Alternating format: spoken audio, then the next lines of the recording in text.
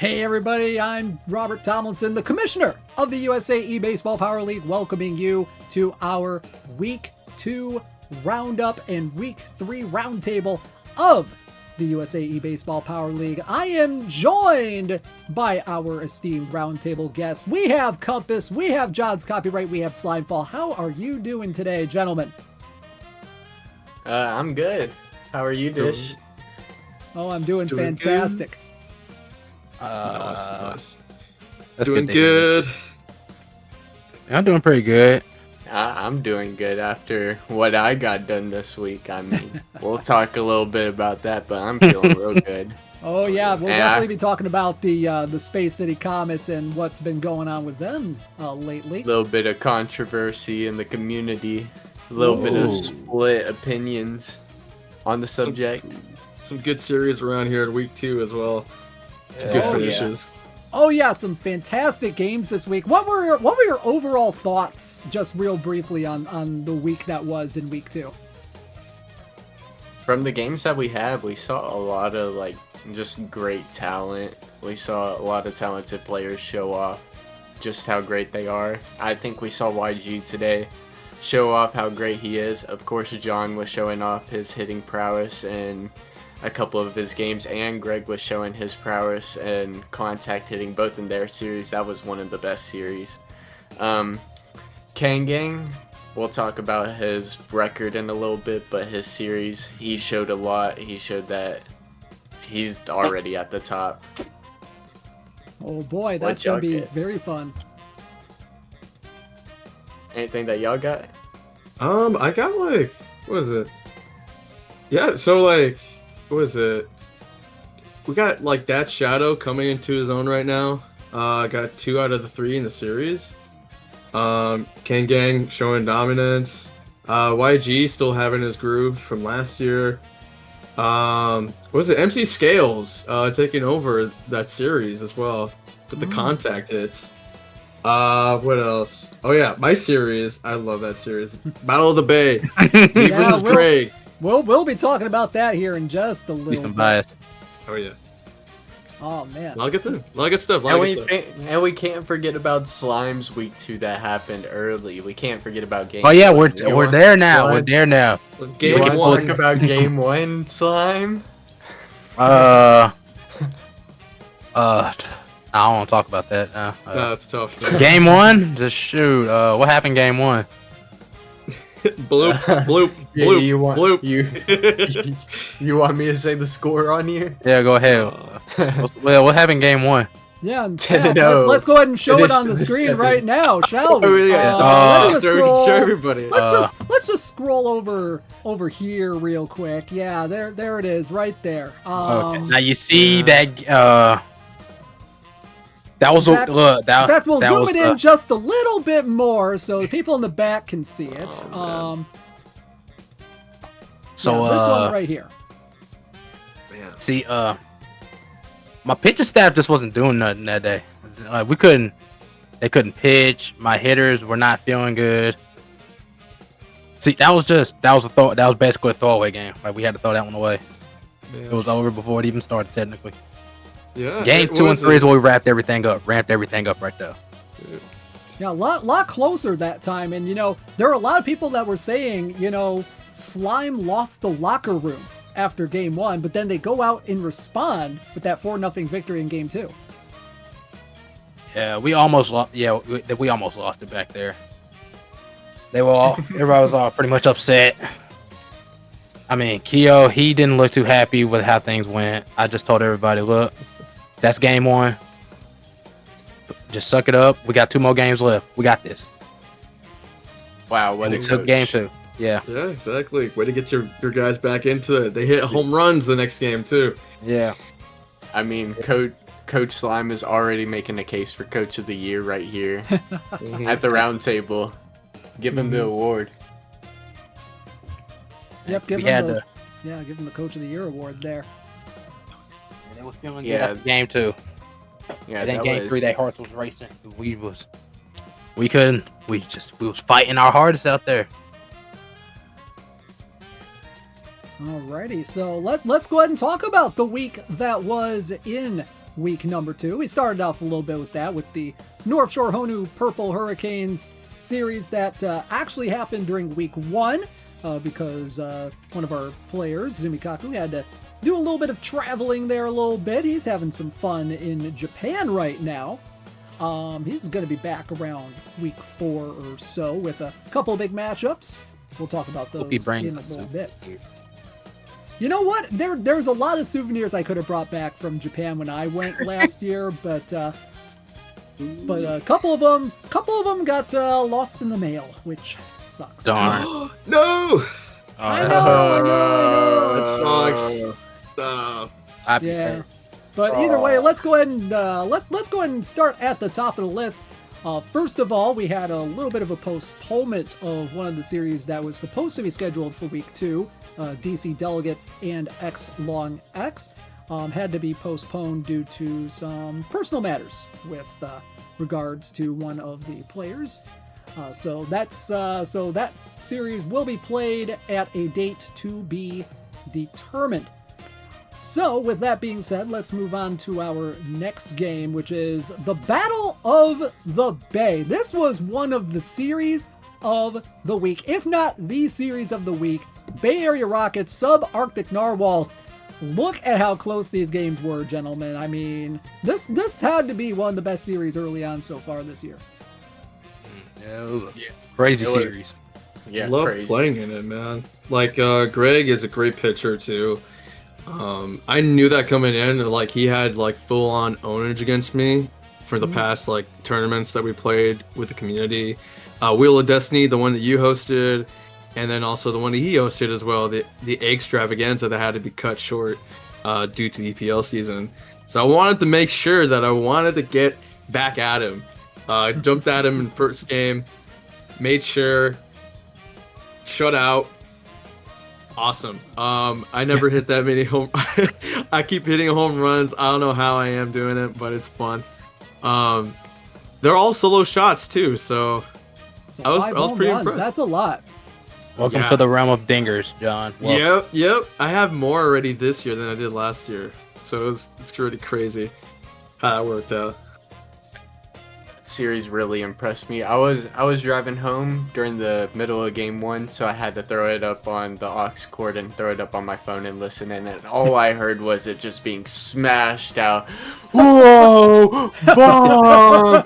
So far. I'm like, dang, how many bombs is this dude hitting? I like checked down at the stoplight and he's like up like 3-0 off all bombs. I'm like, dang, this dude is like going off. I'm like at the stoplight looking down. He hits another one. I'm like, is this dude ever gonna stop? And then I get home and I mean, Greg, he also showed why he's one of the top players. And of course, John didn't slow down that much, but of course, Greg took the next 2 games, one in extras. That was an amazing game, a classic, one that's going to be remembered for generations. That was... Yeah, talk a little bit about game 2 here, because this is like you said, one of the best games we had this year. One of the most closest ones. I knew this one's going to be like a tough one because that was going to be the Mile Man game, where Greg had to like use him the whole game. So I knew that coming in, and I had like all I told myself was do your best, try the best you can to get this ball out of the park, or if you can get some contact hits together. He did shut me down after the first like inning or so, but Fukuya was just my MVP that game. Like the 2-homer game, and it's one of my favorite moments. That game tying home run in the 9th inning, like down by like a run. That was so much fun. But he came back with contact hits. He hit off Kamitaka really well too, and he made some really good timely hitting as well. So it was just, this game was just oh man, it was so tense. It was so tense, and I loved it. It was intense for everybody watching. I mean, everybody in both chats were just going crazy at the end of the game. Yeah, man. It was a great game. I mean, if you haven't watched it, I would suggest going back and watching it. That was honestly one of the best Power Pros games I've seen. Oh man, it's so hard to hit like that heavy fastball off of Mile Man too, Oh, and I yeah. was so proud to get two at least off him and to tie the game. But Greg doing his own thing, shut me down. There was like a lot of innings where I didn't get that many hits. It was like 1-2-3, 1-2-3, 1-2-3. He shut me down for most of the game, and I feel like that prevented me from taking game 2 in that one. Yeah, Greg is such a good player. He's such a good pitcher, and if I remember correctly, he doesn't use two-tap, which just shows how smart of a pitcher he is. He isn't relying on locating the pitch as much as he is just using his pure brain power and outsmarting you as a batter, which is very commendable in my opinion. I mean, of course, two-tap is a skill in its own right, but I don't. As a person that's used two-tap my entire Power Pros career, or my entire WBSC Power Pros career, I can't even comprehend pitching without two-tap anymore. Like, that just seems crazy. Like, I can't place the ball where I want to and control that, and he just makes it seem like it's light work. Yeah, and as someone who has done normal, like me, their whole WBSC Power Pros career, I need to learn, like, how he does it, because, oh my god, the pitching style is very tough to control. I do agree on that. Yeah, that's for sure. Every time he had a dot, I was struck. I was like, how you do it? Yeah, especially with pitchers that have like E control or F control, and he still makes it work.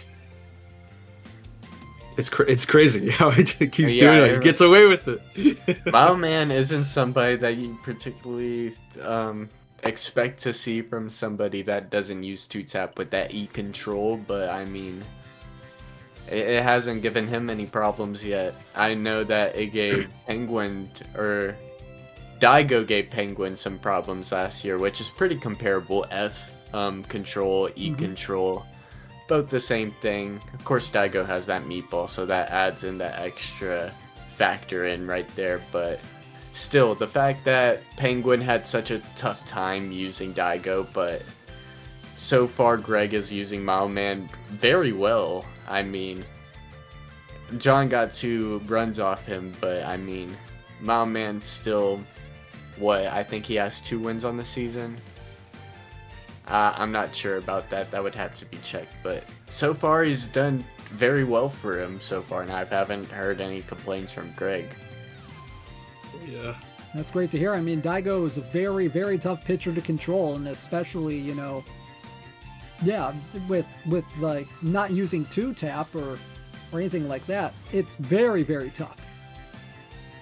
Yeah, I mean, I don't know how you could do it. I don't know how you could even pitch somebody with that low of control with two-tap or without two-tap, because I'd just be scared. Not gonna lie. Right, so Battle of the Bay, 2 of 3, going to the Narwhals. Very, very, very well played series. And then we get to one of the ones that really announced the arrival of Kangang into the league. Now, he's had a little bit of a, I don't want to say an easy start, but a bit of a quick start to the season. He is now the only player left in the league right now that has an undefeated record. He is 6-0 after a sweep of the Wolverines. I thought he was doing? amazing. Like, we had questions about him coming into no lock on. He's clearly shutting us up. He's looking like an amazing hitter already. Of course, the pitching talent is coming over too. I mean, he's an Olympian after all. We all know the talent level that Kangang has, and he's just showing us it. I mean, I don't know why we ever doubted him. Somebody with that type of resume is not somebody that you should doubt, especially somebody with mainline experience. I don't even know how long Kangang has been consistently playing the game, but most of us, either we have played the game, we just started in WBSC, or we took a long break between MLB Power Pros 08 and then this game, so whole like 15 years or so. Yeah. So somebody with that type of experience that had that knowledge about the series beforehand. And I mean, I gotta assume that he had no lock-on experience before this. I gotta assume that he was playing those tournaments beforehand because he's been looking so good hitting. Like the mainline tournaments? Yeah, the mainline tournaments. I don't know if he does any of that. It could just be all offline work, but I mean... Which that would be a lot of work. Yeah, I mean... He just looked really good hitting, and he dropped a great project for Power Fest this week. So Oh yeah. he had Making a guy. 2 huge dubs and sweeping and dropping that guy 2 huge dubs from Kang Gang this week. Man, That everything was deserves a coming round up of Kang. applause. Yeah. Yeah. Yeah. Yeah, but let's not discount Shelley's effort with the Wolverines here, because in Game 2 and Game 3, there were certainly moments where he could have gotten a lot more runs than the scoreboard really showed at the end. It's really tough. He gets a lot of runners in scoring position, but wasn't able to like cash in. So I was looking at my stats last year too. I hate to compare. It was my first time doing no lock on, but I had like a lot of hits, but never could get the runs in. And it can be very frustrating if you're like really fresh on no lock on, to get the hang of like those clutch moments. So you feel the pressure to get every run because every run counts. And unfortunately, it didn't go his way again this week. But man, he was pretty close in some of those attempts. Yeah, and even in the bottom of the 7th of Game 3, when he was about to be mercy ruled, he had the bases loaded right at the end of the game and was very close to getting some more runs and kind of thwarting his plan to get mercied there right at the end. Yeah. But Oh yeah, Kawahoshi making an appearance up there. Pretty good. yeah, but Kang Gang 6-0 at the end of week 2. We'll talk about a very key matchup that he is going to have in week number 3 that everybody needs to watch. Let's move on now to the Phantoms and the Smooth Jazz, and this was a really great series for Dat Shadow here, because all 3 games were shutouts, but the Phantoms with 2 of those shutouts. I thought Dat Shadow, he looked really good against somebody with tons of EPL experience. I mean, Jeff DeBoss, he has a resume on him. He's had multiple seasons of experience, and to come in and shut him out in 2 games, that's very impressive, especially with the type of team that he has. I mean, we know that he drafted Toy first. He drafted a more kind of offense contact heavy team, and to shut that out, I thought that was very impressive of him. And he looked great on the bats too.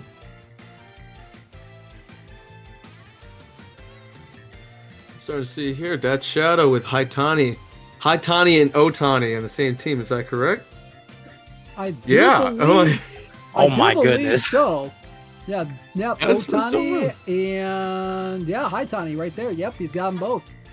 Yeah, good to see some home runs up in here. We need to see more power. Yeah, It's but looking when are we like gonna dead ball MVP. when are we gonna see a home run from Otani?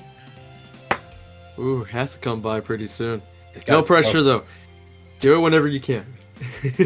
Do it next game. Do it next game. Do it every single game. Oh wait, I'm next game. Oh, Oh wait. Yeah, do it against Slugs. Do a sweep. Do it we got the next. Do it we got the All next. of them next game. Spend all your home runs next game. All your home runs for the season. Just drop them all next week, please. Jesus.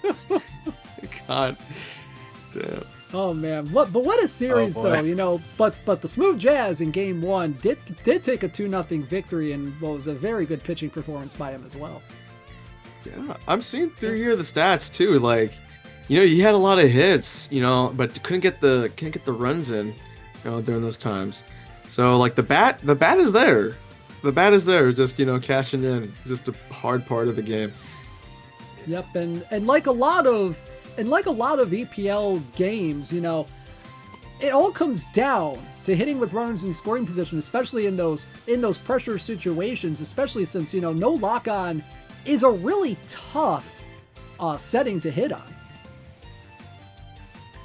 Yeah, like the contact hitting and no lock-on is super important. Just the way you place the ball, our meta in this league is basically just, getting it in between, the infield and the outfielders. So bloop hits always come by in clutch so many times for these types of situations when you have runners in scoring position. So, I mean, we saw a lot, Zumikaku, and then also in MC Scales series too. They just, they had big innings. They just had batter after batter. Not like the most impressive bats too. You have people with 2 trajectory, or even people that don't even have clinical. So they can just, bloop hits. They work. They really do, and it's really important, to get those runs in like that. Definitely. So let's go ahead and move on down the line in our recap of Week 2. We already talked a little bit about Honu and Hurricanes. Let's talk about Islanders and Revenants. And this was a very not close victory for YG with the sweep here. Even though Game 1 was pretty close, Game 2 and 3, not really the case. Game 1 was really close. I thought that a lot was shown by both competitors, but overall, me and YG, he hit a couple bombs. I thought that he looked very, very good hitting-wise today, and of course, he's getting back into his form. He's the reigning regular season champion. This is what we expect from him. I don't think that we expected Big Sid to get off to this rough of a start. He's starting off 1-5, which is pretty rough for him. I mean, it's going to be kind of hard to bounce back from this. I mean, getting in the playoffs, he's still doing that. But, I mean, this just sets a whole lot of downward momentum for him. And it's just, once you go down 1-5, I just imagine that it's so hard to bounce back from that. I don't know who he's going up against next series, but... Smooth Jazz.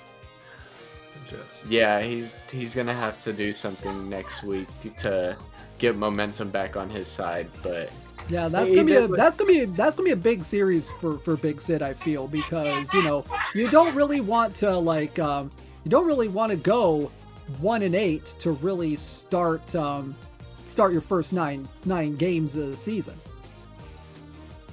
Yeah, definitely. I mean, that would be pretty rough.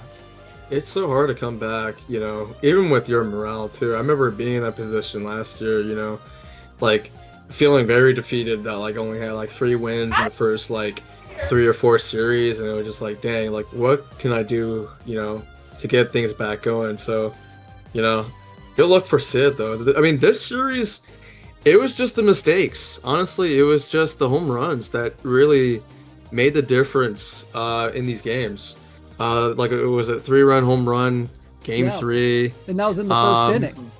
Yeah, it was the first inning. And, after that, it was cruising. But yeah, it's just so, it's frustrating when, you're pitching, very well, and then, all of a sudden you just give up the home run, and then all of a sudden things just change. It just turned around. Like the Tojo home run, too. Gave YG more of that lead in Game 1. And Game 2, the 3-run home run from Garcia, the difference in the games. So, you can't forget that the Tojo home run really got in his head. We saw Tojo getting walked a couple times after that. I mean, those bombs were starting to get in Big Sid's head, and you could tell by his decision making at the time, and you could tell that his pitching was kind of changing after that first bomb went off, but it's just tough, and you just gotta reset, hopefully, and hopefully take a series victory against the Smooth Jazz next week to get your series or your season back on track. Yeah, but let's not discount YG here real quick. I mean, a very good start to the season. Yeah, definitely not discounting YG. A lot of big swings. He's been really good with the power so far. I mean, those home runs really, really helped, and he's starting to get more onto the ball, and it's getting scary when you throw any fastballs inside the zone. We saw during the series too that he wasn't quite on it, but he drove it out there in the outfield. So you guys got to be careful when you pitch to him. I'm looking at you, Compass, for next week. Yeah, that's gonna be scary, but yeah, I feel like he's the best at those like power swinging. He's not exactly on it, but he's still driving it into the outfield somehow. I just see him do that so many times, and it's really effective. I mean, a lot of times the ball gets really far. It allows for an extra base hit. It's a pretty nice strategy. I mean, his power hitting has come a long way since week 1 of last season, that's for sure. He's hitting for power very, very well, something that I wish that I could do. Awesome. So the Revenants with a big 3-0 sweep this past week. Let's talk a little bit about Rattlers and Bandits, and you know, Slime, this was a very back and forth series for the first couple games, and it just kind of all fell apart for B Farrell and the Bandits, but really good for the Rattlers there in game 3. Yeah. I'm still shocked about this series. I ain't even gonna lie. Really? How so? I'm not sure what I'm thinking B Farrell probably could have took, but yeah, game 3 was where it went down. Yeah, never mind. Game 3, it went bad. I mean, yeah, it was the inning. The contact hits inning just took over, man. MC Scales just started going, and he couldn't be stopped. I mean, he looked absolutely unstoppable in game 3, and I mean, MC Scales, we know that he can get on a run like that. I mean, you don't make the playoffs in EPL last year and be known as one of the best no lock-on players without being able to go on runs like that. Of course, he's one of the best power hitters in our league, so I mean, it's just pretty rough that happened to B Farrell, but I mean, MC Scales, he can definitely get hot like that. Yeah, but there has been a little bit of rust in B Farrell's game, and he has admitted as such in the last couple weeks or so. When do you think the rust can finally shake off of him and get back to, you know, the form that we saw him last year, making it to the semifinals? Next week. I think next week too. I agree with that.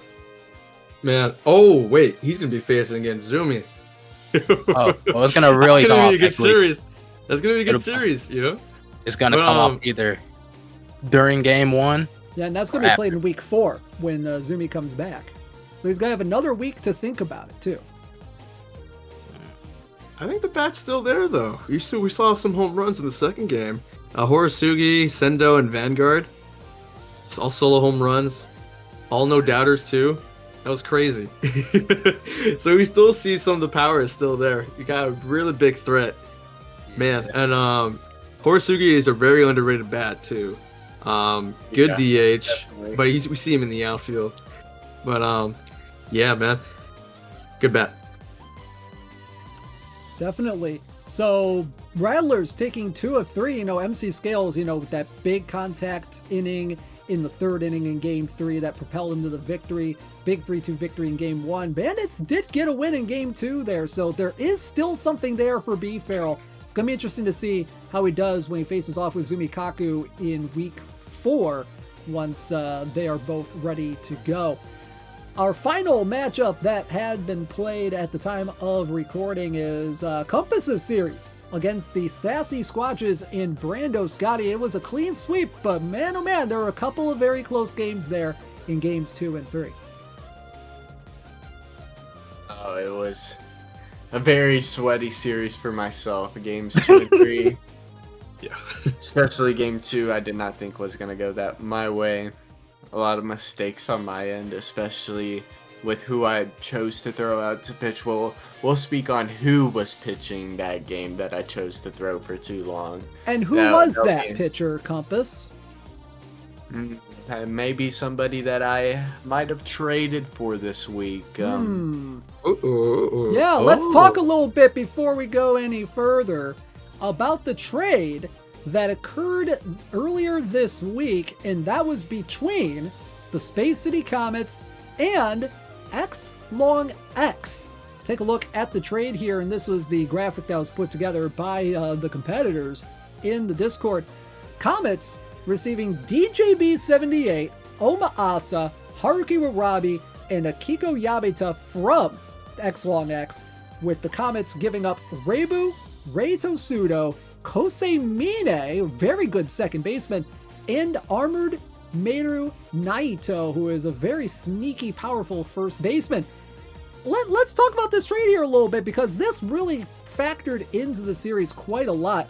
Compass, what was your thought process going into this deal? Well, going into this deal, Asa, of course, very, very good pitcher. Honestly, going into this, I would put maybe 5 pitchers over him, or 5 pitchers definitely over him. At that point, it starts getting where you can argue people, but I would put Asa at the top of that. If you have like an S+ tier pitchers, I would say it would be the Fastball Boys, Mio, Maoman, Kiba, Unkai, plus Otani. And then you get to the S tier pitchers, which is Asa, Dark Hoshi, you know, all those other guys. And I think that Asa ends up on the higher tier of that. So, I mean, it's just a pitcher that I really needed to trade for, in my opinion. And plus, I heard the other people that were going up against me, I definitely did not want a certain person to be able to trade for that pitcher. There was a certain person going after it that I was trying to play defense on. That's why I gave up as much as I did, but I also gave up as much as I did. I feel like I definitely come out as a better team, because I don't feel like I was using some of these people to their max capabilities. Of course, Reboot is a really good pitcher and a really good DH, probably the best contact hitter in the game, but at this point he was kind of a reliever and a DH. I mean, he was still a good DH, but Asa, you get back another DH who isn't that bad, and then I'm losing a reliever.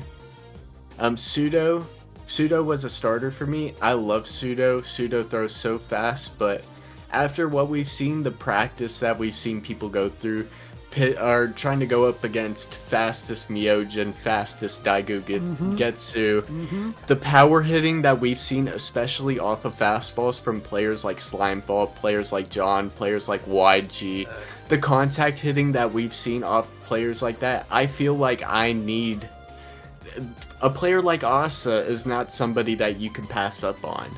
And then Mine I drafted kinda as a center field second base. I would say he's the best second base in the game. He has a nice bat, both contact and power wise, but at this point in the season, he was only playing second base for me, and I also had Kamakari, and I also am not a good power hitter. We can't sit here and lie and act like I was using his B power and sprayer to his max potential. He was basically getting used for his A power and B speed, and at that point, how much worse is Kamakari, who I already had at second base? Because they're both switch hitters, they both have clinical.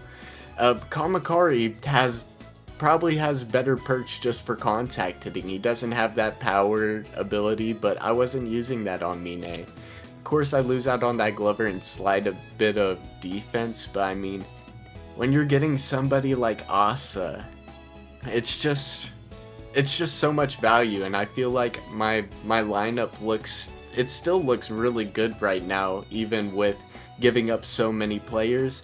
And then my starting rotation, or whoever's going to be eating the most innings in every game, it's going to be Oda, Phoebus, and Asa, and I think that's easily the best 3 pitchers that anybody has on their team. I don't think anybody can argue with me on that. That's my hot take. Now there were a lot of thoughts that people had about this trade in our discussions on the Discord, and I know John and Slime definitely have their thoughts on this particular deal. Slime, you want to go first? I don't have the drafting brain to figure none of this out, but you have someone that can replace Hasiaku now. That's it. Good job. All I got. For sure. Okay. I'm going to give my honest thoughts on this. At first, I was looking at this trade. I was walking my dog at the park, and then I look at the notification, and I just looked at it and I said, Compass, you got fleeced. That's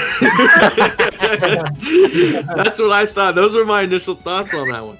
But now, as I'm looking at this and actually analyzing it, you still have a really, really great, solid team.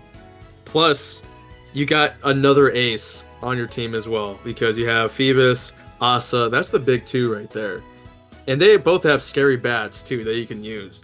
So I definitely get why you give up what you gave up, like Raibu, Mine, and Pseudo. Exelon got a lot of good value out of Asa, and I feel like that kind of balances out for the value in getting the ace, if I'm going to be very honest. I mean, honestly, if we look back at the trade from last year when I traded for Daigo, I feel like I definitely gave up a lot more here in terms of Mine. But I mean, Hokuto, I think, is the better pitcher out of everyone there. Go, kind of similar to these pitchers in their tier, maybe a little bit worse. And then I gave up Honda, who's a better power bat than Nido. And then I don't even remember who the other person that I gave up was, but I consider Asa better than Daigo. I mean, Daigo, his fastball is fast, he's got Tyrant, but he has clear holes, he doesn't have that heavy fastball, and everybody's getting so much better at hitting that fastball, which is my main concern when I'm making this trade. My main thought process was, can I realistically pitch Pseudo and be okay throwing him against a YG, throwing him against the Slime, throwing him against John, and expect him to not get power hit off of when they're showing time and time again that these fastballs are relatively easy for them to hit. Kind of honestly, I mean, that's what it sounds like. I mean, John in his first game literally hit 5 bombs off of literally any type of pitch. I feel like Asa special pitch, you need something like that. Now what I'm hearing you saying is a lot of people should start trying to, practice fast breaking ball hitting. Is that what I'm hearing? I mean, you can, but I don't even know what you should be practicing, because I don't think I practice optimally. Who knows what you should be practicing? I think that everybody just needs to, a lot of people still need to work up on catching up to the fastballs and everything like that. I still see a lot of problems with that, but a lot of people, they're getting really good at hitting these fastballs, and I feel like once you start getting good at hitting these fastballs and you start getting your PCI control down, we're still seeing these people hitting these breaking balls, especially these lower tier breaking balls, really well. So, I mean, I really don't know. I have no idea how to counter these dudes. I know what to do now. Slime, we're going to go into practice. We're going to be delusionally hitting this forkball now. Joke's on you. I've already been doing this. Forkball. We're going to go to work with it. Just so we can just spite him with his tree. All right. Already working on it. Already in the cages right now. Yeah. So let's go ahead and get back to talking about the series here. So you pitched, I believe, Asa a little bit too long, you said there in game 2? Yeah, I accidentally threw him a little bit in the 7th inning when I started him. And then I was like, dang, he's got to go all 9 now. So then he went all 9. We went to extras. We barely pulled it out. He went up by 3 top of the 10th inning. So it was looking very scary, but we somehow pulled it out. So then that forced me game 3. Because, I mean, I'm really preparing for the YG series. The YG series is my only game of the week, so on paper it's my biggest series of the season. So I gotta be ready for it. So it forced me game 3 to not be able to throw Phoebus all 6 innings like I intend to, because if I would've, then Asa and Phoebus come back on the same day and I'm just kind of stuck for game 2. So I had to throw Atome, try to match Atome for Mio. That was a tough challenge, but I somehow ended up getting it done. Takano, so clutch for me. I don't know how he dropped to the 4th round with 97 speed. Like, that alone, that's so much value. I'm not gonna lie, he's brought so much value to my team. But on Brando Scotty's side, I think that he did really well, especially on the pitching side. I was very scared of his pitching. I think that I squeezed on him twice, and I got like a ground ball, like a sack ground ball to go in for like 3 of my runs. So that just shows how desperate I was for runs at some points of the game. Yeah, But there were some like defensive, things that happened with the Squatches there a little bit that kind of let them down a little bit too. Yeah, he started getting rattled by the hit and run, no doubt. You can really tell. I mean, I was playing and I could tell that he was getting rattled by the hit and run. I've never gone up against myself, but I can only imagine that somebody who's as dumb as I am, who doesn't know anything about baseball, who's just hitting and running, probably messes with you a little bit. You don't expect somebody to do the stuff that I do because I don't know any better. And it works. And that's the worst thing about it, because I keep doing it because it works. I don't learn. It's a viable strat in real baseball, so of course it worked, man. Oh, man. I would be in high school just to do like the hit and runs. It's just that 9 times out of 10, it works for you. 9 times out of 10, it works every time. Yeah. Every time, 60% of the time.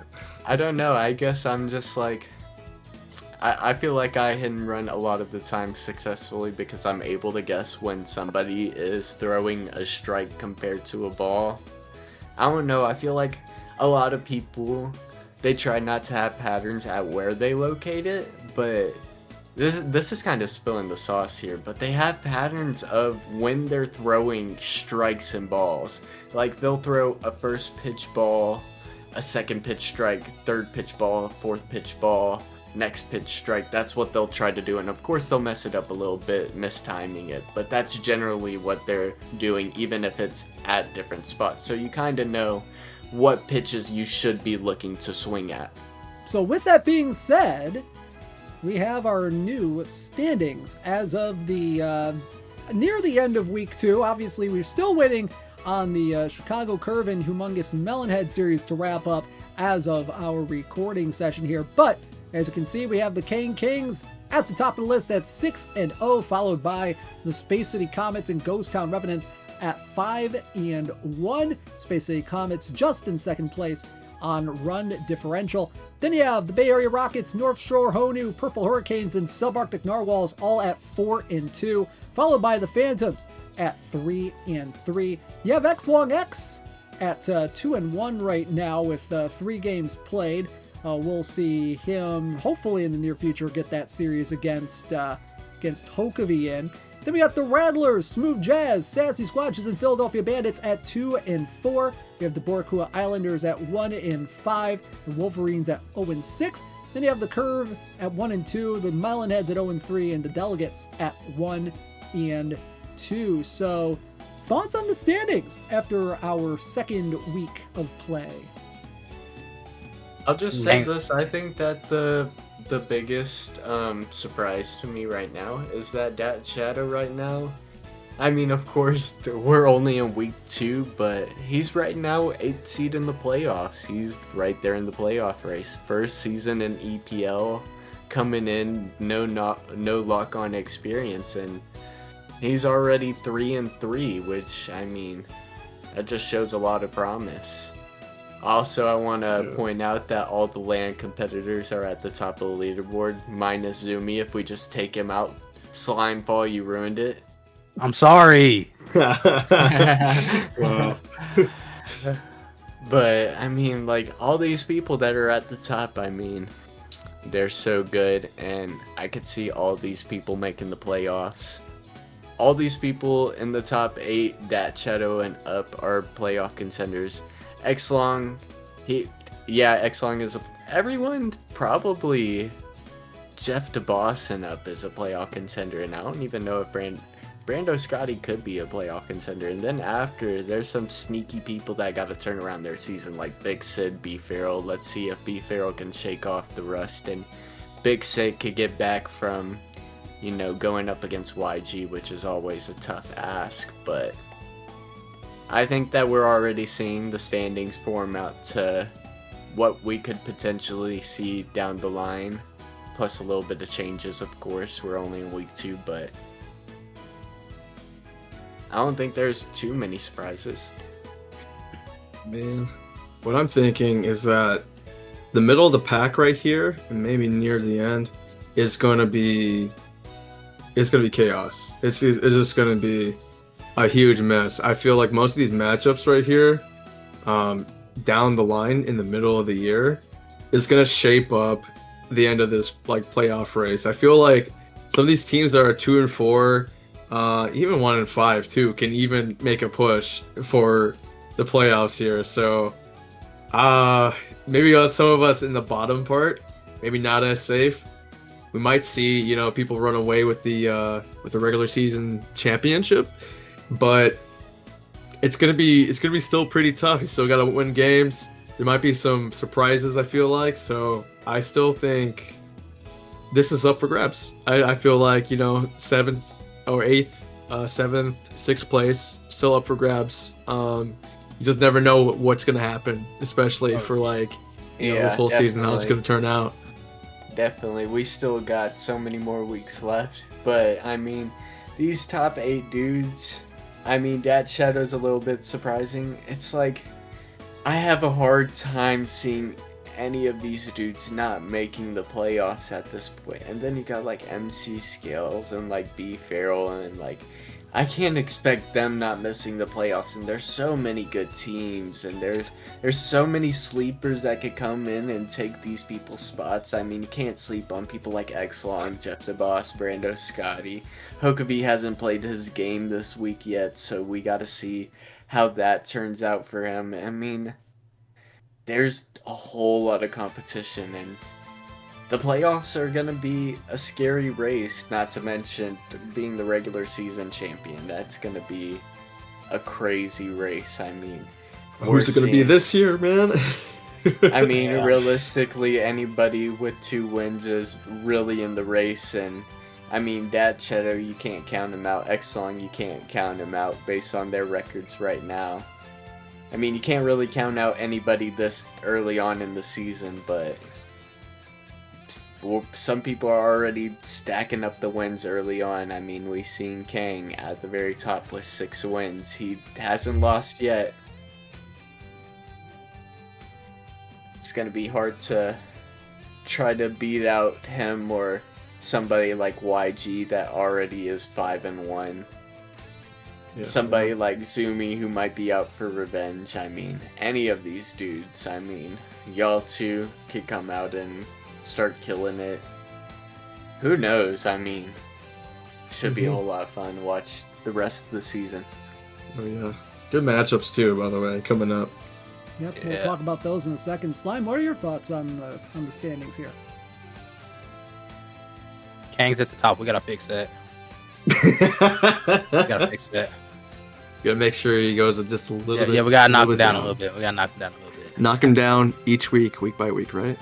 Yeah. Now, what you mean fix that? Because are you talking about you going up there? Because I don't know why you got this big beef with Kang if you ain't talking about yourself. You just want him to get knocked down. I don't want to knock him down a little bit. Now we're probably jealous of his start right now. 6-0. That's the biggest hater thing I've ever heard. Y'all are the biggest haters ever. I'm a little bit of a hater right now. He's 6-0. I want to be 6-0. Y'all are some haters. Oh, man. Oh my goodness gracious. All right, guys, it is time for that time of the week where we take a look at week number 3. It's time for predictions. All right, so we're going to start off our predictions with this matchup right here. Probably one of the series of the week here, and that is the Sub-Arctic Narwhals and Greg the Egg going up against the undefeated Kang Kings 4-2 are the Narwhals. Kang Kings are 6-0. This is going to be a marquee matchup right here that everybody is going to want to see. Yes. My goodness. Oh, yeah. Good contact for both players. They've shown that they have been really good on the pitching side too. It's going to be a good clash between like very similar games between these guys. Yeah, I mean, it's going to be a whole lot of fun. Both of these dudes have already shown that they're some of the top players in our league. Especially surprised by Kang Gang, but I mean, both of these players technically new to the USA EPL scene, so both of them getting off to really great starts to their technical debuts, even though Greg the Egg has been in non-affiliated EPL before. But if we're taking a look at rest, I mean, you have Yamino out for 2 games, you got Cujo out for 2 games, but everybody's ready for any single game possible, so you're really just waiting on Yamino. I mean, Cujo's nice, but I mean, he's not like somebody that you're particularly like scared of or waiting on. If we go over to Greg, his rest, he's got Mileman and One out for 2 games, which is tough. Those are 2 of his top pitchers. So you're looking at Unkai being ready game 1 compared to Mileman not even being ready until game 3 at the earliest. You're gonna have Kariba game 1, you're gonna have Junketsu to main, people like that, but are they gonna be able to pitch against Unkai and really match his type of pitching prowess that he brings to the plate? I don't really know. And then game 2, assuming he pitches Kariba game 1, either game 1 or 2, it's gonna be looking kind of rough pitching like either to Main or Narumi starting out. So I think that I got Kang winning the series. I think he's taking his first loss in game 3 against Mileman, but I think that he's winning the series 2-1. John, what do you think about this series? This is going to be a fun one. This is going to be a tough one to even predict. Just based off the rest that Compass was saying too. Kang Gang already has Yunkai good for game 1. It's going to be pretty tough to get some runs off that. I do see some trouble for Narwhal's game 1. But I do feel confident in Greg's pitching to shut down the contact hitting from Kang in this game. Or in game 2. Also game 3 as well. So I feel like that's where it's going to be in the back end of the series where Greg is going to find his groove against Kang. And then he's going to take out and be the winner. All right, so you're going to say 2 of 3 for the Narwhals here. Yep, 2 out of 3. All right, Slime, what are your thoughts?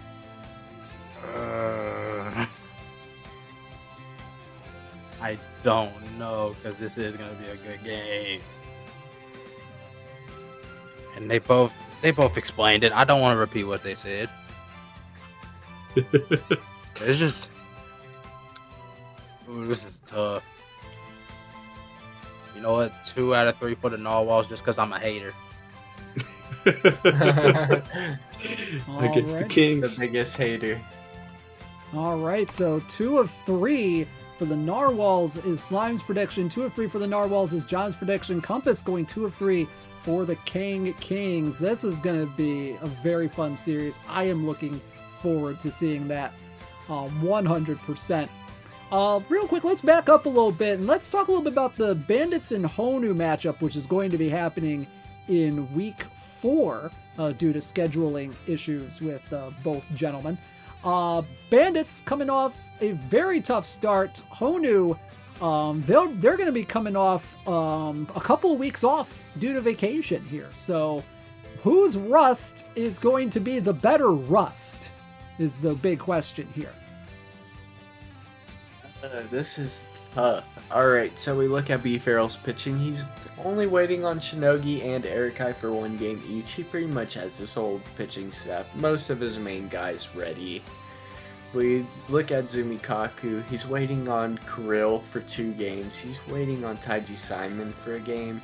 He's going to have to rely on Hagane, which we have seen him pitch really good in the past. He's taken him to the finals. He's going to have to rely on Suzaku, who he's pitched really well in past weeks. Suzaku has a lot of velo. Of course, we know Zumi is one of the best contact hitters. B. Farrell is one of the best power hitters when he doesn't have that rust on him. It's going to be a tough series, but I think that I just don't know if B. Farrell is going to be able to get the power hits through the rust on pitchers like Suzaku, Simon, and Kirill. Not that these are like the absolute top of the top pitchers, but these are no slouches. These are guys that have velo. Simon has a nasty fastball. Kirill has that bullet, which makes that fastball come in so much faster. Is he going to be able to get his PCI on all of these? I don't really know. Even with his pitching staff, I still think Zumi, he's not gonna have an easy time, but he's still gonna get his hits most likely. I'm taking Honu sweep. All right, Honu sweep for Compass. John, what are your thoughts on this series? This is going to be a very tough matchup to even predict, too, because you got power and contact hitter together who have pretty solid pitching staffs right here, too. So yeah, plus this is a rematch of one of last year's semifinals, too. Oh, yeah. Yeah. Yeah, that was the grades semifinals matchup. Oh, man. But I'm just looking at V. Farrell's lineup. You know, you can have a lot of good power bats that are on that lineup, too. But Zumi, you know, he's just a really good pitcher. He knows how to, like, decept you from, you know, the edges of the zone. Places the fastballs out there. I feel like you might see like a lot of pop flies coming out from B. Farrell. Yeah. Oh man, I do see B. Farrell taking one of these games. Be either Rabikai or Yaku Mask. You know, stealing that game off of him. But I do see Hono coming out on top of this one with the pitching staff and the contact hits. All right, so 2 of 3 for the Honu for John. Slime, what's your prediction on this one?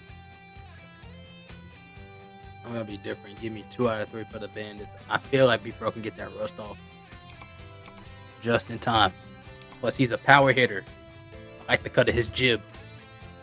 One of the best power hitters versus one of the best contact hitters. That is something you want to watch. Alrighty, so 2 of 3 for the Bandits. Both, well, let's see. John goes 2 of 3 for the Honu, and Compass says the Honu gonna sweep. So, a lot of big ranges here of who our panel think is going to take this particular series. Right now, we're gonna skip over DC Delegates versus Bay Area Rockets because we're not sure when that series is going to be played due to the scheduling issues that will more than likely be popping up regarding Hokovi once that gets going. So we're gonna skip over that series for right now, and we're gonna move on to the Wolverines and Chicago Curve. Couple of more bottom of the standings folks here trying to gain an edge here. Wolverines and Curve, what do you guys think? The Wolverines, they came off a extremely tough series loss against the Kang Kings, of course. We saw that.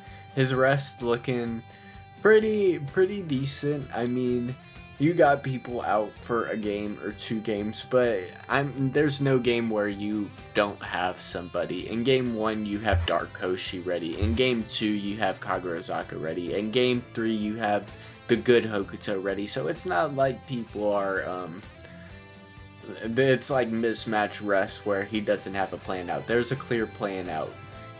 Plus, Kawahoshi has 1 game. You can't forget that. You can't throw Kawahoshi for the first game of this series. Oh man, that's a bummer though for him.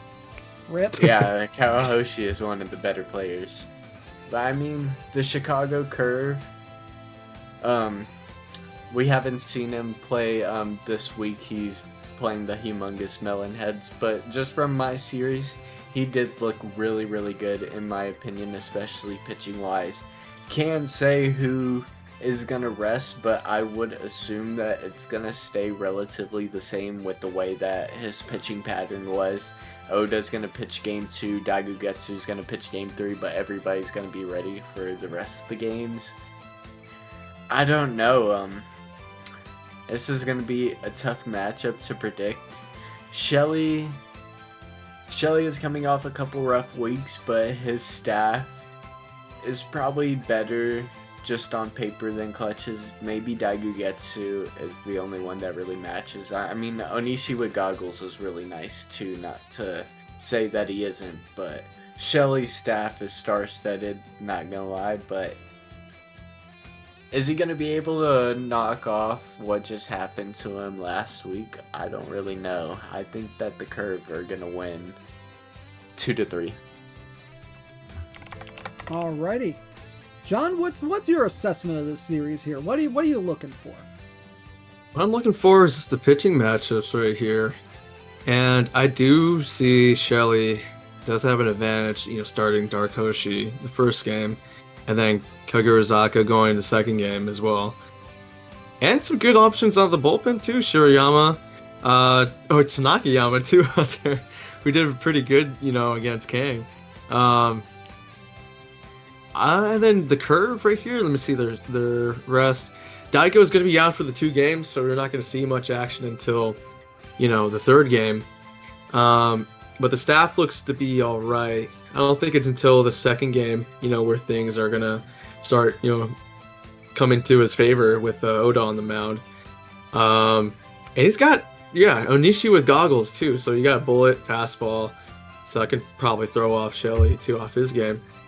But I do think, since Shelly does have a lot of contact hitters on his team, I feel like this is going to be a good matchup, against the fastball pitchers right here. And yeah, I think Shelly's going to bounce back this week and get 2 out of 3 of the Curve. All right, that's a good prediction right there. Slime, what are your thoughts on this series? What are you looking for in this series? Hopefully, I want to see the man himself, Shelly, hit a dinger. Yeah. You're so obsessed with dingers, bro. Because I love dingers, man. Hit the home runs, guys. We love them, dude. Crack, smash. If you're listening to that compass advice, you don't have to hit any home runs to be successful. Don't hit any. Just don't even hit an extra base hit. Just hit fully singles and just hit and run all the time. Just do stuff that don't make sense. Just start hit and running everything. That's my advice. Who needs a home run when you can just start running? I don't like trotting around the bases. I like running for my life. It's more of a rush that way, isn't it? It gets the blood pumping. I get it. So what's your prediction on this one, Slime? I'm agreeing with John. 2 out of 3 for the Wolverines. I think he can get this all fun. Give it time. I think he'll finally get up there and start getting some wins. Alrighty, so 2 of 3 for the Wolverines, say John and Slime. Compass says Curve, 2 of 3. Let's go ahead and move on to the next matchup. Sassy Squatches, Brando Scotti facing off against X Long X after he did not play at all in week number 2. Sassy Squatches, they're looking to kind of cut down the mistakes. X Long, we'll see if the week off due to not being able to play Hokavi is going to affect anything here. So we're going up against, of course, X Long, who just got that huge haul from me. Going up against the Sassy Squatches, who Brando Scotti made it clear that he was the person bidding up against me. We didn't talk about that at all, but Brando Scotti was offering X Long. Think he said the package was Kagemi, Graviton Arai, plus major pieces for Asa. Pretty much like a pretty similar deal in my opinion. Maybe even a little bit better with Graviton probably being a better pitcher than Pseudo, and Kagemi being such a good center fielder. He had one heck of an offer on the table, but he's a huge loser in this trade because he had to go up against me last week, who ended up getting him. And then he's going up against the guy who got all that value. And then we look at Brando Scotty's rest, who he took a huge L in the rest department. He was trying to only pitch Graviton for 3 innings so he could have him back super early in the series. He made him go 1 inning over and still lost that game. Really tough. Tachikawa ain't going to be ready for that game either. He's going to be pitching Go, who hasn't had a bunch of success so far. I mean, Go's a good pitcher on paper. He has that heater. He has that 155 fastball. Those breaking pitches don't move a bunch, but they move enough to get somebody.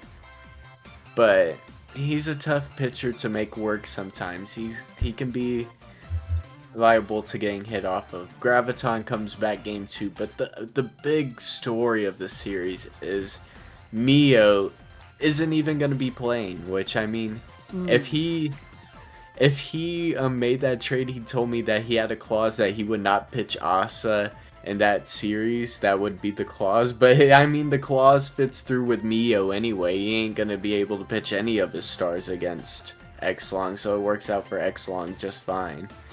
Alright, so the only pitcher he's waiting on is Hinoa, which, I mean, he's going to have Pseudo ready for next game. He's gonna have Rebu. He's gonna have Sumera. He's gonna have all his big stars again, or except Hinoa, and he has a bunch of starting level talent now after the trade. It's gonna be interesting to see who he decides to pitch against the sassy Squatches, and I don't know. It might be a little bit hard. But he's not going up against an A tier or an S tier pitcher anymore, like Asa. But X-Long isn't either, so we could see a big offensive matchup. I think that we will see X-Long take 2, I think. John?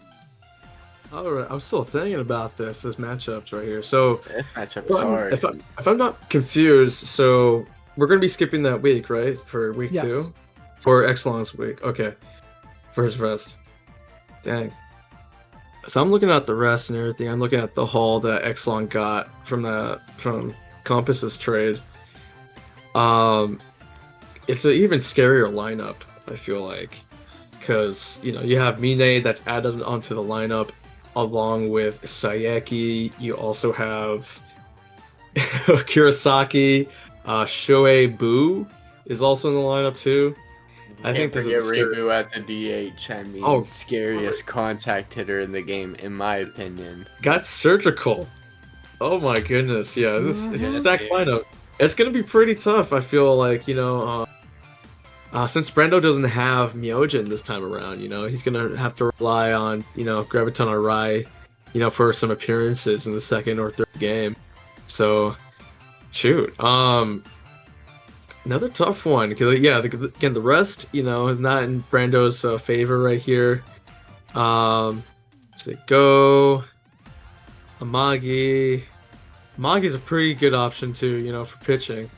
But the back end of that bullpen doesn't seem to be too safe, honestly. So I do see X-Long kind of taking advantage of that. He's going to take 2 out of 3 this week. Alrighty. Slime, what's your thoughts on this series? 2 out of 3 X-Long, mainly because the bullpen rest. Alrighty. So all 3 of our panelists believing that X-Long is going to take 2 of 3 from the sassy Squatches, who have been fairly impressive in a lot of areas early, but X-Long gonna maybe get some more momentum if the predictions are correct. Let's move on to our next matchup. It's going to be Matt and the Humongous Melonheads taking on MC Scales and the Rattlers. Now, the big question is, will the Rattlers series against the Philadelphia Bandits be enough of momentum to give them maybe a couple wins, maybe even a sweep this week against the Melonheads, who have been a little bit tough early on? I mean, I think that it's going to be really hard for the Melonheads to really control MC Scales hitting. Of course, we don't know what the rest is looking like, but just based on their staff, it's not anybody that any contact hitter would be scared of. Of course, Atsumori, I think that he's really good against the power hitter, but against the contact hitter, I mean, I can only speak for myself, but I don't find Atsumori that difficult to hit off of. I mean, you see the flash coming out the hand, you see the ball like coming over, it don't move that much. Everybody knows where to hit it because he's been spammed in lock-on threes for so long. I don't really know how Possessed Atsumori is gonna do because I can't recall a time where we've really seen Possessed Atsumori used really well in these type of league settings, in my opinion. But you go to MC Scales, his lineup, his pitching lineup, we say this every week, it's just nothing spectacular. I mean, when your best pitcher is Lancelot, it's just really hard. And he's got Suzumoto, Tamura out for one game, who might not seem like big players on paper, but when you look at his lineup, those are his big players. So it's always a tough matchup that way, but of course Matt, he's been struggling with the bat. I got Rattler sweep. Alrighty. John, what do you think? Yeah, that's super tough to even show, because I do like Matt's top part of the rotation, but the bottom part is looking all right. But for MC Scales, again, not too much movement, for all of his pitchers, but he finds a way to somehow, get through these games. This one is, I feel like this one's hard for me to kind of even find a prediction right here, because it can go either way right here with Matt, and he has a lot of power with all of his players in his lineup, and you going against contact too on this one.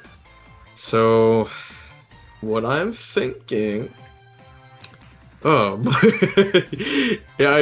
I'm tossing and turning right here. I think I think MC Scales might pull it off. 2 out of 3. Alrighty. Slime, what's your prediction here, and what you got? Looking at the bullpens, because my brain can't comprehend any other stat. I think a bullpen will fix all these problems. We already talked about Scales bullpen. Looking at Matt, he only has he got a good staff. I think he got a good looking staff. But I think Scales might pull it through with a 2 out of 3, mainly because he has Mr. Mushroom on his team, a sneaky guy in my hand. Oh, we gotta go through Mr. Mushroom again. Mr. Mushroom! We gotta talk about all these players again. Yeah, Mr. Mushroom. What more nicknames do you have for us this week, Slime? Well, that's it for now. That's only them guys. Depends. Well, speaking of Slime, we got the Purple Hurricanes against the Phantoms next up. This is going to be a sneaky good series, I feel, given Dat Shadow's start and how much of a power hitter the Purple Hurricanes and Slimefall can be. Wait, can I say something before you guys go? Yes. After watching Dat Shadow's first few series, I was thinking, all right, maybe I can pull this through with maybe a sweep.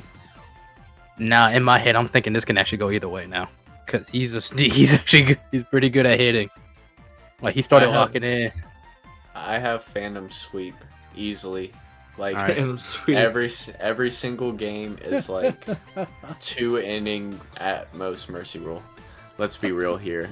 That Shadow clears Slime so hard, it's not even funny. Oh god. Wow. All right. Okay.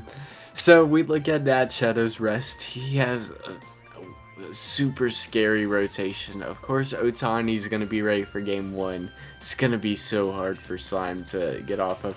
Usually, I would talk about how good Red is. I do think that Red is a good pitcher, but I don't think that Red is a good matchup against Slime. I think that Slime is one of the best fastball hitters, and when you have somebody like Red, I think that Slime takes advantage of them. Then you're waiting on the bad Hokuto for game 3. I mean, the bad Hokuto, I don't think that he's that hard to hit off of, but that forkball, it could be a little bit deadly. Of course, he has Octavia waiting off the bench, Izuyoi, Hoshi, all that type of stuff. It's going to be really hard to hit off Otani for Slime, but everybody else, I don't see Slime having too much of a problem unless Dat Shadow is really pitching them really nicely. The thing I'm concerned about is Dat Shadow. His outfield is really suspect, and every time I scrim him, he has to watch for sluggers every single time because he doesn't have a lot of range. His starting center fielder is Regu most of the time, and Regu has an E jump, so most of the time he's watching for sluggers just to make sure that nothing's getting past him. He's not giving up a double or a triple.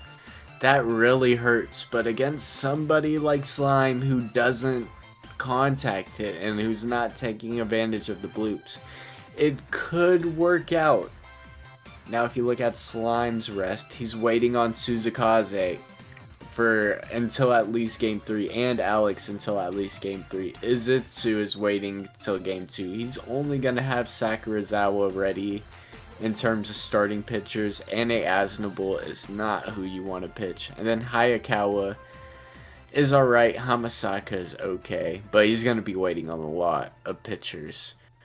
But, I mean, we know the type of talent that Slime has hitting.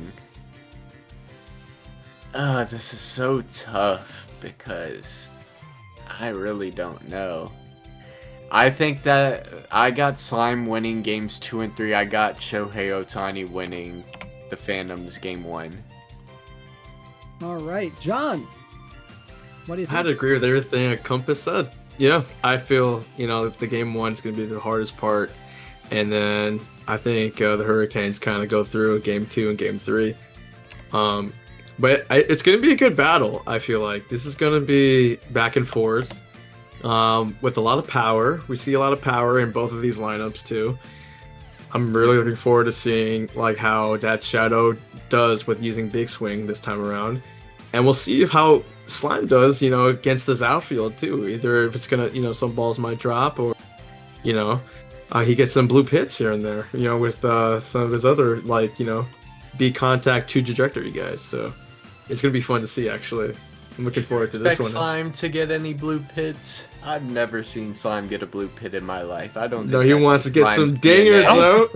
I don't think I've even had a blue pit. I swear, that's what I'm saying. I've never seen Slime hit a blue pit. I've seen him hit dingers before. You can get some blue pits right now if you use Tomasavuro, Shido. Who else? Yakivan 3 and 5. Slime, if you're gonna start getting bloopers, you're gonna start getting bloopers. Now's the time. The series is the series to start getting them bloopers in. Yep. You ready to show? Hey, I got you, man. I'm gonna get your number soon.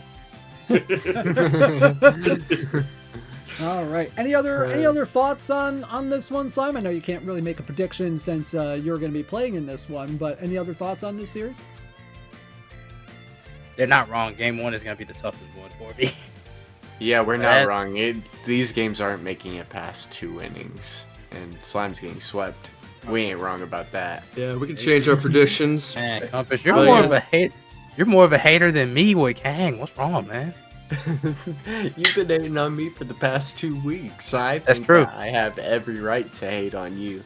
That's We're gonna fair. change That's true. the CJ in game 2 and game 3. We're gonna put it to the Phantoms now. All right, cool, great.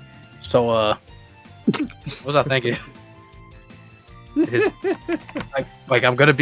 gonna have to really practice against Ohtani before we get there. Plus Octavia, he's gonna have to throw Octavia.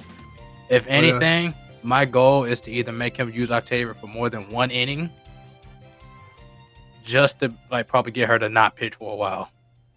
Because I think Octavia's been good to go almost every game they played. Oh yeah. And if I could catch on to her for, everything will be fine. Sure, it breaks a lot. I've been doing some practice.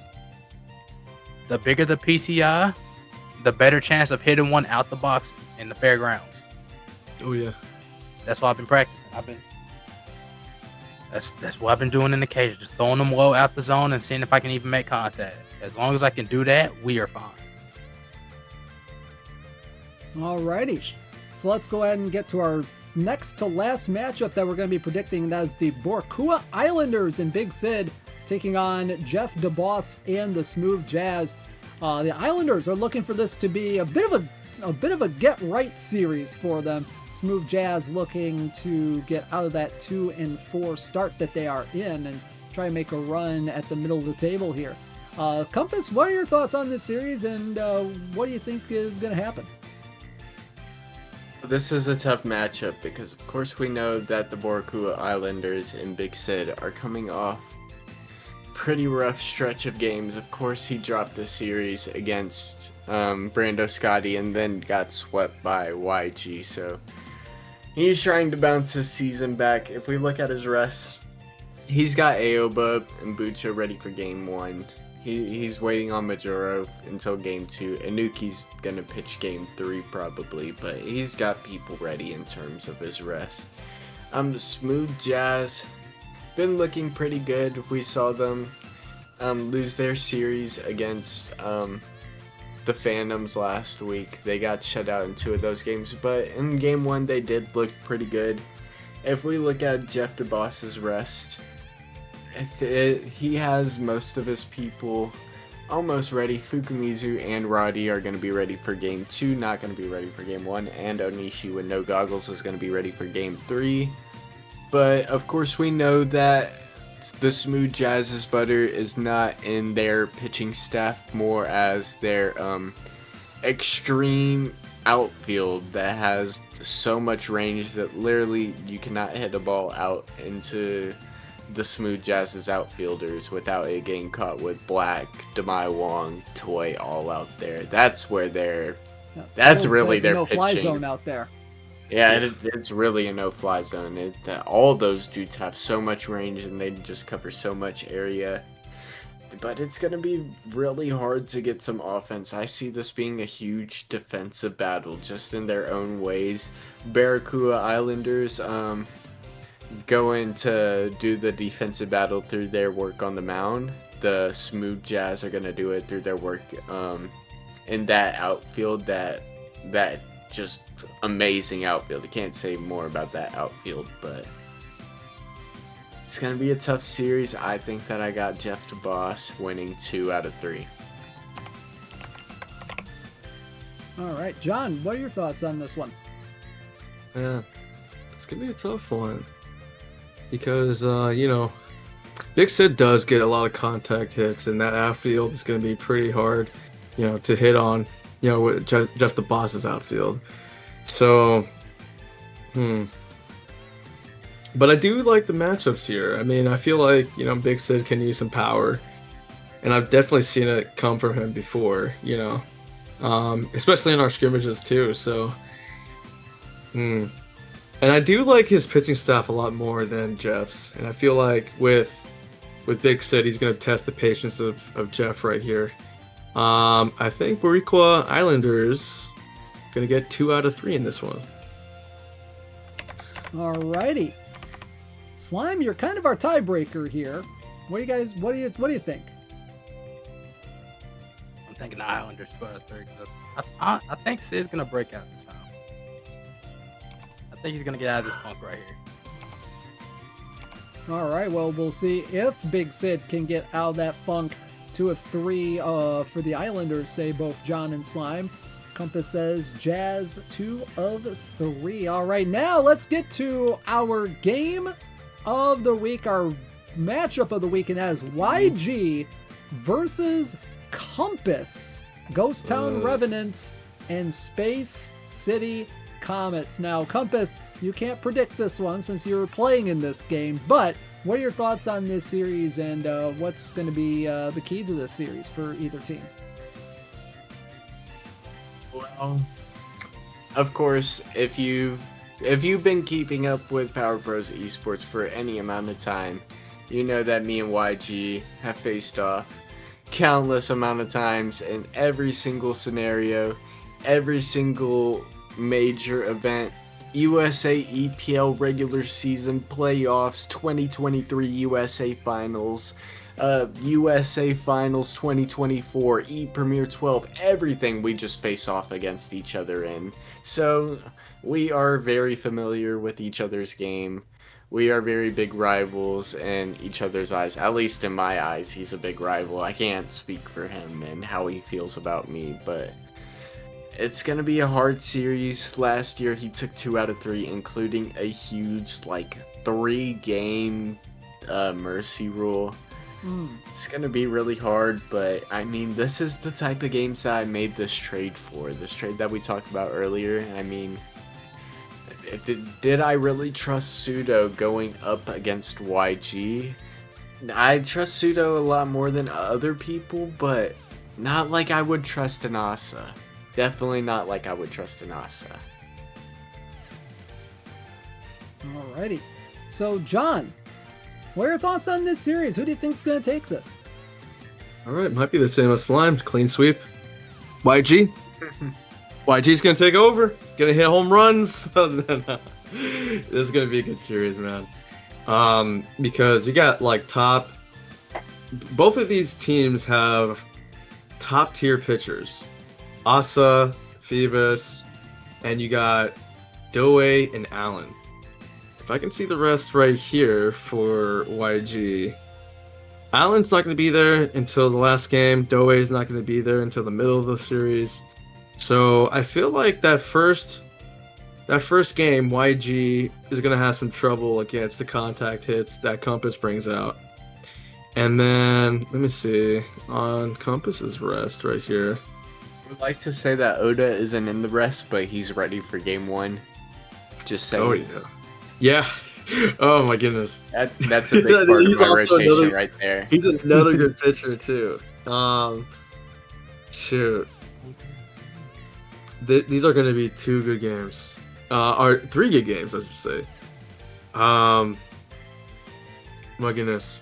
Because this middle game right here probably is going to be the Doe game for YG. Compass is going to be, using Phoebus for this game. I honestly think, since that rising fastball is pretty much hard to hit, and also get, square up on too, I think that, Compass might steal the second game right there. And then third game might be Asa and Allen. It's going to be a good matchups all 3 games, even game 2 and game 3. So I'm honestly thinking that this can go either way. With both these lineups right here, you got a lot of power for both sides. YG probably, continues to surge, finds a way, to get some hits here and there. But I think Compass might come out with this one alive.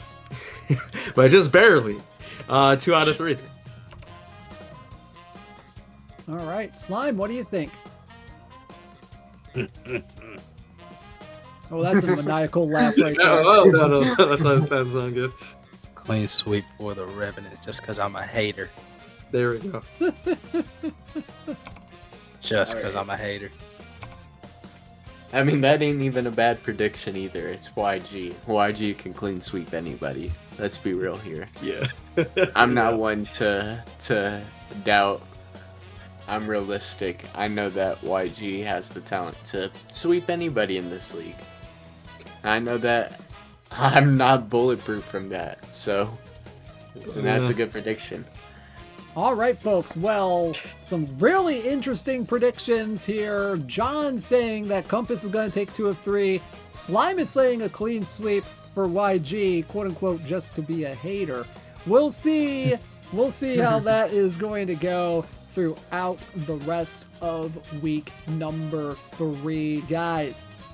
Thank you so much for joining me on this roundtable here today. Roundtable and predictions on what went down in week 2, what's coming up in week 3. Any final thoughts before we part for the day? I don't think I like slime anymore. Thanks.